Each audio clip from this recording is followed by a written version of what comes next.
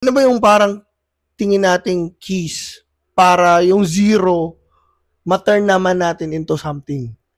Number 1 talaga, magdasal ka. Of You course. pray. You pray Everything. for strength Yeah. to move on and to move forward. Tama. Tama.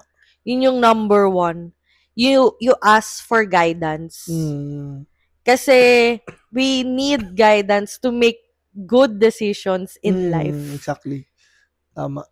Ayun. Saka, ano rin, tawag dito, minsan pag sobrang cluttered na ng isip mo, hindi na talaga kaya ng sarili pananaw mo eh. Hindi ka na rin nakakapag-desisyon ng maayos.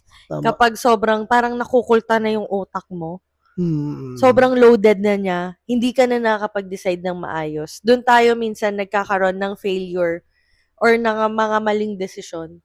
Nakala natin tama yun. Ako, tingin ko pwede ko rin idagdag is that importante talaga rin yung support system sa'yo.